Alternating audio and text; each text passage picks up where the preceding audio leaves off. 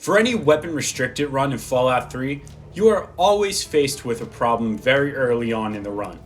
That is the rad roach you have to kill with the BB gun on your 10th birthday. So today, I want to flip this script and center my challenge run around the BB gun. So sit back, relax, and watch as today I figure out, can you beat Fallout 3 with only the BB gun? Character creation, I decided to name myself BB Newworth, a joke that I'm sure landed with absolutely no one but myself. I tried my best to make it look like BB, and this is the final result. For my special stats, I went 4 in strength and perception, 6 in endurance because if I can't deal a lot of damage, I want to be able to take a fair bit. Charisma is 1 because it's a useless stat in these runs, and since small guns falls into agility, I went 9. And luck at 10 because there's no way that I was going to attempt this run without relying on criticals. We'll skip ahead to my 10th birthday where I was given my weapon for the rest of the run, the BB gun. Now you can get infinite ammo for the BB gun just by asking your dad for more. I kept doing this until I had around 1,000, completely forgetting that I was never going to see that much ammo at once again. Time skipped ahead and it was time to take the GOAT, is what I would say if I took it. Taking tests is for nerds. Nerd! So I skipped it and chose small guns, medicine, and barter for my tag skills. Small guns for the obvious reasons, medicine because I foresee having to take a lot of damage in every encounter, so more effective healing supplies would be useful.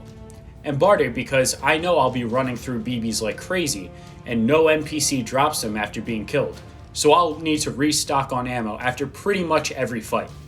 Time skipped again, and I was rudely woken up. Wake up! Wake up! And I was told I needed to leave the vault. Thankfully, I can actually fight during the escape. I took out 2 vault security officers for their armor. At the time, it seemed like a very tedious fight. Boy, I hadn't seen nothing yet. The BB gun, unsurprisingly, does very little damage. The one plus side to it is that I have 100 shots before needing to reload. I made my way out of the vault and leveled up. I chose Gun Nut for some extra points in repair and small guns. Then I took stock of my situation and realized I only had 10 BBs to my name. And of course, Moira doesn't sell those. But I decided to do a little bit of the Wasteland Survival Guide quest anyway because I wanted a little bit of experience. This took me to the Super Duper Mart where I used up the last of my ammo outside. Thankfully there was an Enclave iBot outside. Once inside, I ran in, grabbed what I needed to, and left as soon as I could. The next step was getting radiation poisoning, which was easy enough. Good soup. But I thought the video was getting a little boring, so I went to get ammo. The first place I thought was going to Tenpenny Tower where Chief Gustavo sells them in bulk. Then I spent way too long trying to cripple one of my legs by jumping off the platform outside of Craterside Supply. Then, because I hadn't fought anything in a while, I decided to wipe out Roy Phillips and his crew. The ghouls in the metro tunnel proved to be an issue. They're fast and can close the distance pretty quickly. My strategy was to take some pot shots while they were doing their scream before they charge, then fire while moving around to create as much distance as possible. Even with this strategy and the criticals, each fight was long and nerve-wracking. I even had to stop and get my BB gun repaired and restock on ammo because of the sheer amount of BBs each encounter bled through. Now, the fight with the name ghouls went better than with the ferals. I got a sneak critical headshot on Michael Masters, which made me think about speccing into sneak. Spoiler alert, I ended up ignoring it because BB gun fights are long enough and I didn't feel like prolonging the fights by sneaking around for criticals. Roy and Bessie weren't much trouble to deal with. Bessie doesn't have any armor and carries a kitchen knife, so she was quick. Roy was a little bit more bullet spongy, but his aim wasn't great at all, so I was able to get right up close and get headshots while he missed. Then I remembered there was an actual story that I needed to complete, so I made my way west to Smith Casey's garage, walked past my Roachy buddies, and used up an unreasonable amount of BBs on the mole rats that infested the garage. After entering the simulation, I ignored Braun/Betty entirely and went to the abandoned house to trigger the failsafe. Then Dad and me were off to Rivet City. Dad decided to get into a fight with everything that moved on our way there.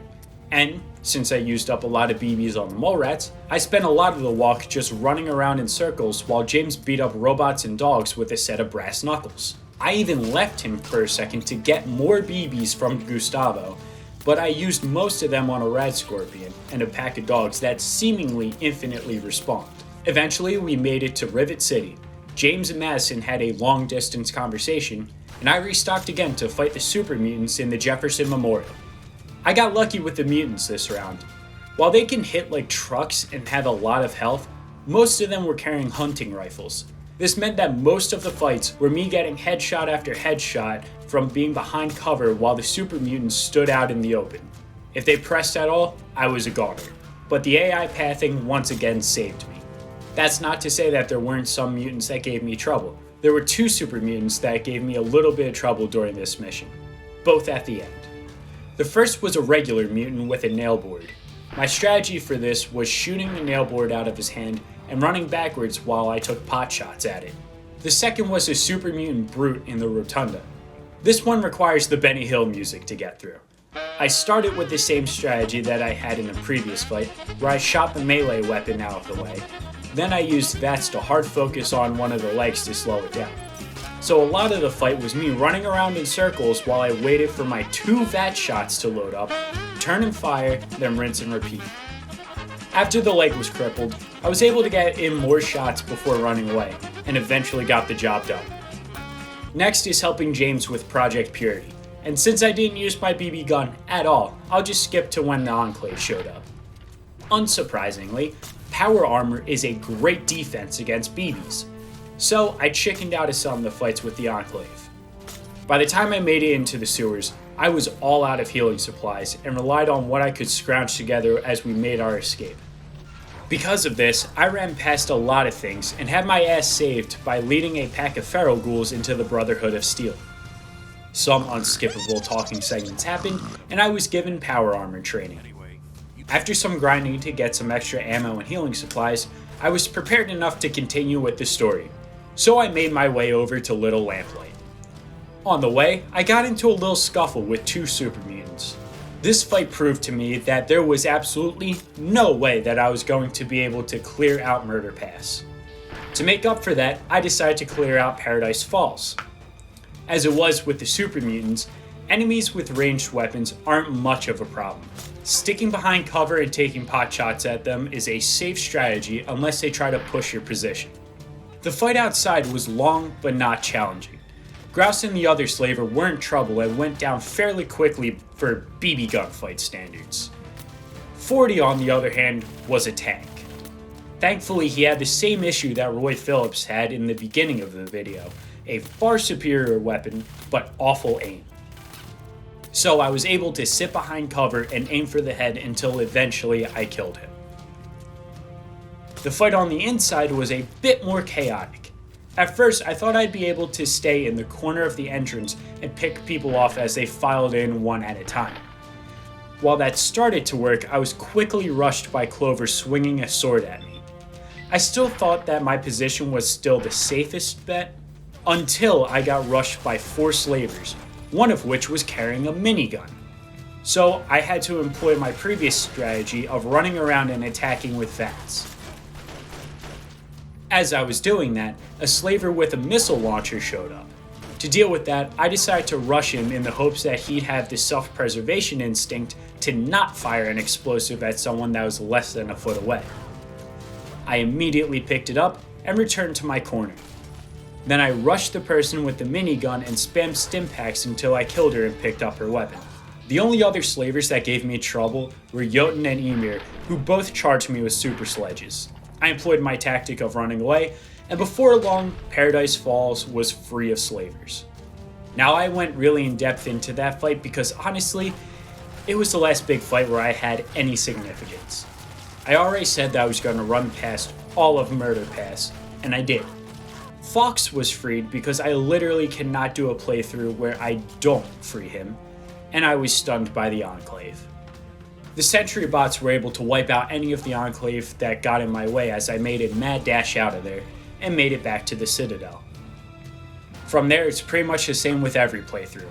Liberty Prime bodies anything and everything from the walk to Jefferson Memorial, and Sarah and Fox take care of everyone until I get to the Rotunda. I wasn't even able to get the final hit on Colonel Autumn. So, I walked into Project Purity, entered the code, died, finishing the game and proving yes, you can beat Fallout 3 with only the BB gun. This run has been on my list of challenges for a while now.